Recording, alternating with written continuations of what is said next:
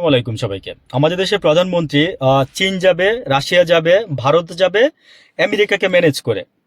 তো এগুলো করতেছে কে? খলিলুর রহমান সাহেব। তা আমি বলছিলাম যে খলিলুর রহমান সাহেব দেশের জন্য খুব বেশি একটা ক্ষতিকর কোনো প্রাণী না।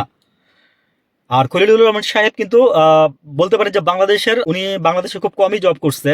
উনি 79 সালে আপনার বদিউর রহমানের সাথে আপনার এই যে বিসিএস এ আপনার সরকারি চাকরিতে যোগদান করে। পরে উনি ওইভাবেই চলে যায় আর কি, বিদেশি থাকে ওইভাবেই চলে যায়। আসলে খলিলুর রহমান সাহেবদের মতো ব্যক্তিদেরকে প্রত্যেক সরকারেই বা প্রত্যেক দল বা আমি বলবো যে গোষ্ঠী তাদেরকে ব্যবহার করে। আমেরিকাও ব্যবহার করি, বাংলাদেশও ব্যবহার করে, আবার হচ্ছে ওই অন্যান্য রাজনৈতিক দলও ব্যবহার করে। যখন যাদের লাগে তারা ওইভাবে তাদেরকে ব্যবহার করে বলতে আমি বলতে চাচ্ছি যে খলিলুর রহমান সাহেব কিন্তু মানে কাজের ক্ষেত্রে ব্যবহার আর কি, অন্য কিছু মনে করেন না। খলিলুর রহমান সাহেবকে নিজের মুখে বলছে, আমরা একটা তর্ক করি না যে এই চুক্তিগুলো কে করলো, জামাত বলে আমরা জানি না, এনসিপি বলে আমরা জানি না, বিএনপি বলে আমরাও জানি না। হ্যাঁ, অথচ খলিল সাহেব কিন্তু বলছে চুক্তিগুলো করার আগে যে আমরা বড় বড় দুইটা দলের সাথে বিএনপি এবং জামাতের সাথে আমরা কথা বলে নিছি। তাহলে কি এখানে আর কোনো কথা থাকে? তর্ক লাগে, যুক্তি লাগে? হ্যাঁ, যেই বেটা করছে ওই বেটা বলে দিয়ে গেছে আপনারে। তাহলে আপনারা কিসের জন্য টিভি টক শো গুলা মনে করে যেভাবে মাথায় রাখেন, আপনার এই সমস্ত অনুষ্ঠান দিয়ে মানুষের মধ্যে একটা কনফিউশন সৃষ্টি করে রাখেন? আমি বুঝলাম না ভাই, বাজার ধরার জন্য এত কিছু করতে হয় না। সঠিক জিনিসটা দিয়ে বাজার ধরেন, পাবলিক খাবে। আপনার ওই যে আলতু ফালতু জিনিস দিয়ে টিভি, এখন আমি দেখলাম তো যে টক শো আলতু ফালতু জিনিস দিয়ে ভরাই ফেলছে। এদিক দিয়ে যে জুলাই সনদ, হ্যাঁ মানে কোনো খবর নাই। এদিক দিয়ে যে ইসলামী ব্যাংকের কোনো খবর নাই।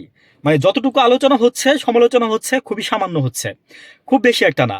এখন তারেক রহমান সাহেব যে এই যে চীন যাবে, ভারত যাবে, রাশিয়া যাবে, তারপরে হচ্ছে আমেরিকাও যাবে, এগুলো কে করছে? খলিল সাহেব করছে সমন্বয়। তাহলে কি এগুলো কি খারাপ হয়েছে? কাজগুলো খারাপ হয় নাই ভাই। এই সরকার আসছেই তো মনে করেন যে এই যে মানে এক পা এখানে দিয়ে আরেক হাতে খলিল সাহেবের হাত ধরে আসছে।